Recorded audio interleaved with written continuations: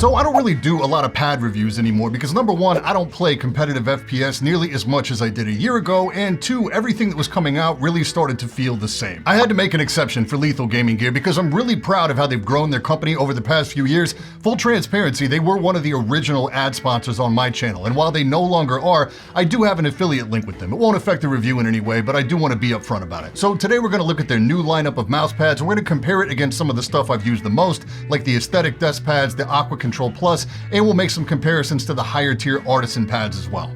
You ready? Let's go!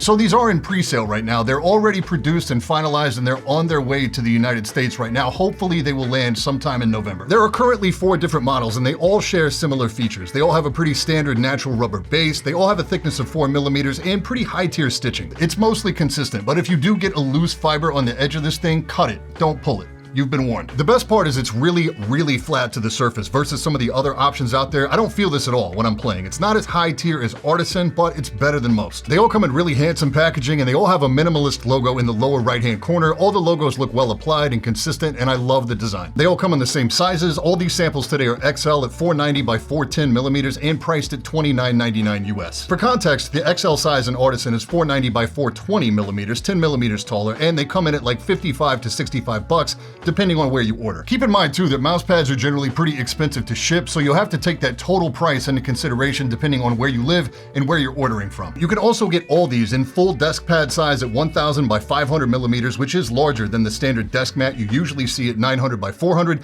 Those go for $49.99. And you can get a 3XL at 1200 by 550 millimeters for $59.99. The 4 names here are Jupiter, Saturn, Venus, and Mercury, and they comprise a flight ranging from very slow on the Jupiter to pretty fast on the Mercury. All of these surfaces were customized in some way over the year-long design process, anywhere from the tightness of the weave to the diameter of the actual fiber. So nothing here is an off-the-shelf OEM or a rebrand, though there are some similarities to some things we've seen before. Starting with the Jupiter, this feels super slow, high friction. It's a polyester top, it has a sheen to it, it's faster on the X than the Y. This is for serious control precision work. It's made from umbrella fabric and reminds me of the X-ray pad Thor, but I can confirm there is no coating here. This is hands down the slowest pad I've seen. Hard scoping, holding lanes or corners, this thing is solid. Smooth tracking is easy while still being stable. More aggressive run and gun styles would be tougher with this. Target switching is kind of challenging with this, so like Valorant, yes. Call of Duty, maybe not so much. I tested a pretty good range of mice on it as well, and it seems to me that the bigger the glides, the slower the feel. This pad does still have a bit of wave to it despite being rolled out for some time. You can see it more on the edges than anything, but if you're full swiping across the pad, you can feel it. Counter rolling the corners creates like this weird tiger stripe pattern in the weave. I don't know if I'm hurting it, so I wouldn't do this. My copy does have a little scuffed area in the lower section right in the middle. Doesn't affect the performance in any way, but I do have to point it out. The Jupiter is probably the most interesting of the bunch to me because it's unlike anything I've ever seen before, but I'm not sure that I would pick it to play on consistently. I'd really only recommend this for super lightweight mice with small feet. It's fun with the Starlight and like a higher DPI, and do keep in mind that I have a sample size here of exactly 1 pad, but that wave does concern me a bit. Next up on the scale is the Saturn, and I really like this pad. The surface is all cloth, and again, the weave's not like anything I've ever seen before. This is faster on the X than the Y as well. I was tipped off early that this pad was going to be similar to an Artisan Zero, and honestly, if nobody had told me that, I don't know that I would have put that together. It's worth pointing out that my copy of the Zero is a V1,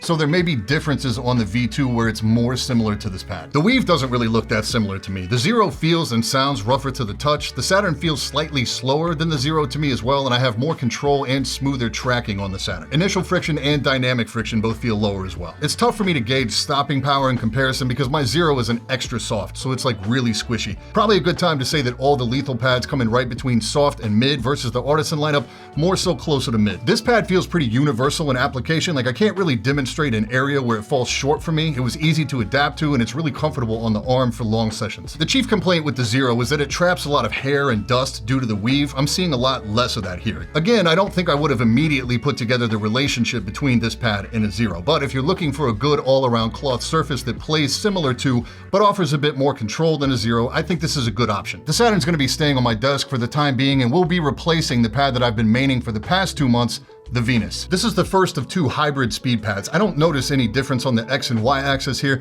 This one also rolled out great and settled with no waves on the first go. It is a little rough to the touch, but overall faster and less control for me than the Saturn. Due to the surface type, it feels like it won't have any issues with durability either. The color on this one is more of a charcoal gray than the rest of the lineup that are closer to pure black. Now this pad, I saw a definite and immediate connection to the Hayate Otsu from Artisan. It feels, looks, and plays very similar. If you had a medium Otsu, I'm not sure you could even really tell the difference in gameplay. Now that said, I do like the base on the lethal pad better because mid Artisans have a tendency to slide around on my desk and the lethal pads don't do that. In terms of performance, this to me feels like a run and gun attack pad. If you play really aggressive, this is great. Probably the only reason I'd play with the Saturn over this is that I can get pretty sloppy on this pad, especially if I get surprised by an enemy. It's great for games with low TTK where you can get away with not being terribly accurate, like Call of Duty. Anything that requires a lot of precision, or if you struggle with control, I'd probably lean more towards the Saturn. So this basically is a clone of an Artisan pad, and it has been kind of a tough week for conversations surrounding clones, but depending on where you live, you could get this pad much cheaper than you could get an Artisan, and it's also worth pointing out again that you can get this pad in a full desk mat size where that's still out with Artisan. It's also really closely related to the Mercury. This is their fastest surface at this point, and to me it looks and feels how I remember the Fanatic Dash. In fairness, I'm going off memory because I haven't been able to find the Fanatic Dash since we moved, but if I remember right, that was one of a few pads that came out all around the same time that were all basically Artisan Heian clones. I have one here and they do feel pretty close, with the Heian feeling rougher. The Heian is just one of those pads I could personally never connect with. I was always over or undershooting flicks. I had no consistency at all. I actually tried to really main it for a while because I paid so much for it, but it just wasn't it for me. So the Mercury falls the same way. It's still a pad that benefits a faster playstyle to me, but anything I can do on this pad, I can do with more consistency and better Kovac scores on the Venus. This pad is rougher than the Venus and faster. Like if I'm moving from a flick to track, I often overshoot and or have to correct more to regain control at the end of a fast movement. Unfortunately, this is another pad from the lineup that never seemed to roll all the way out for me.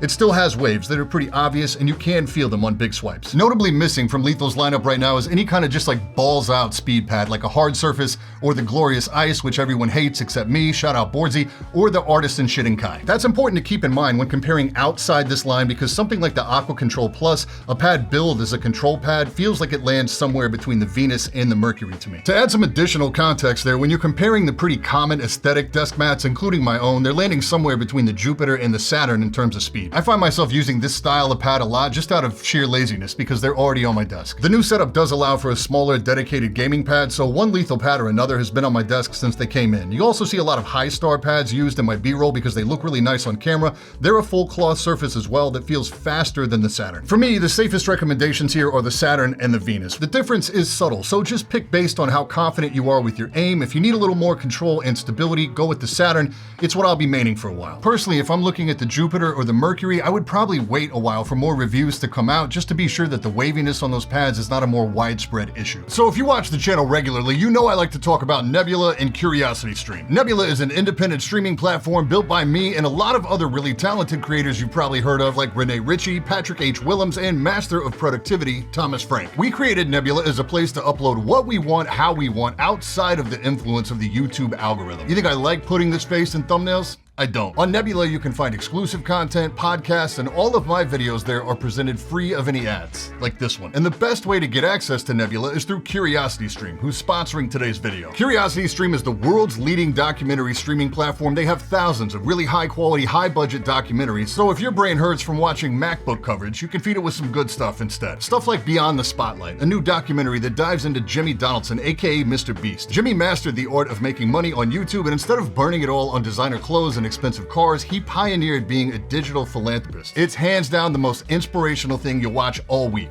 I promise. As you know, CuriosityStream loves to support independent creators, so they've teamed up with Nebula, and you can get access to both platforms for 26% off or $14.79 per year. That's not per month, that's for the entire year, and you get access to the whole catalog of both Nebula and CuriosityStream. If that sounds like a good deal, head over to curiositystream.com/badseedtech to sign up. Big thanks to CuriosityStream for sponsoring today's video, and thank you so much for your time. I know how valuable it is, and this channel simply wouldn't exist without your support and the support from our sponsors. All right, any questions, hit me in the comments, and I will catch you guys in the next one. Stay up.